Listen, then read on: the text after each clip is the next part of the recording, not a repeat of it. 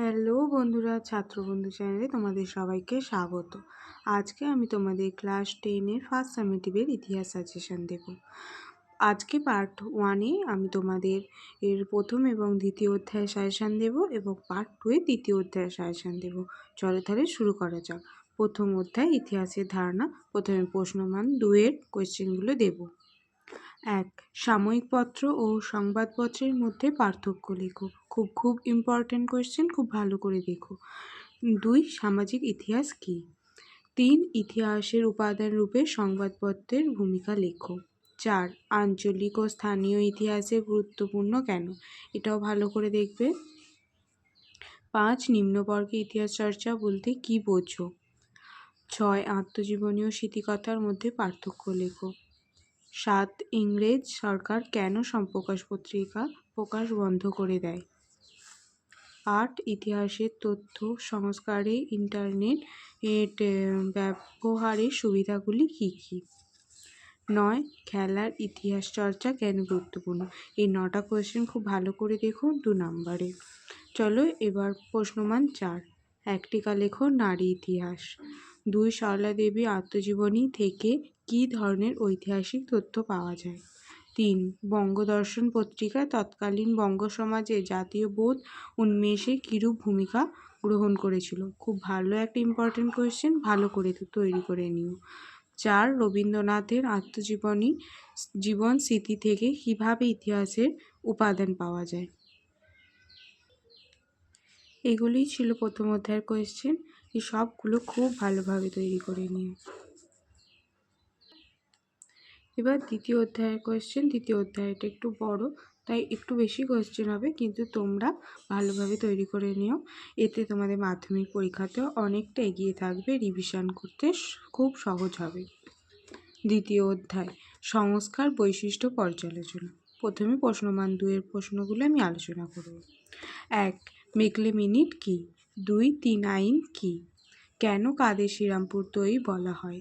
ভারতের পাশ্চাত্য শিক্ষা বিস্তারে ম্যাগনা কার্টা বলতে কী বোঝো? ভারতবর্ষীয় ব্রাহ্ম সমাজ কেন বিভক্ত হয়?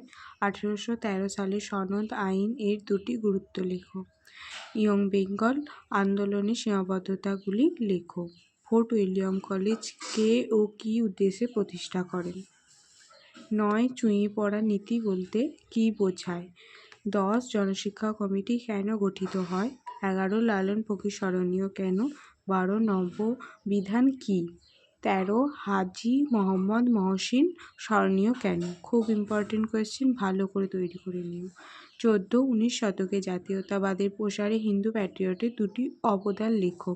15. হিন্দু প্যাট্রিয়ট পত্রিকা থেকে সমকালীন সমাজে কী চিত্র পাওয়া যায় তা লেখো।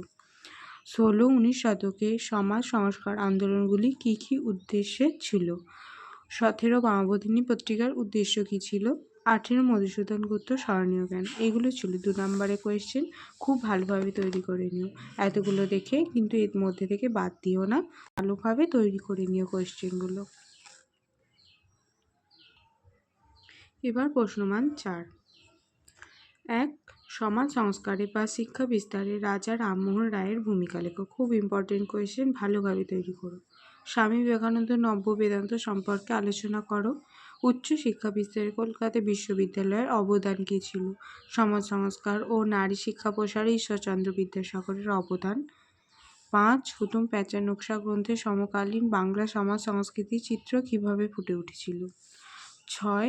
উডের নির্দেশনামাকে এদেশে শিক্ষা বিস্তারের মহাসনদ বলা হয় কেন?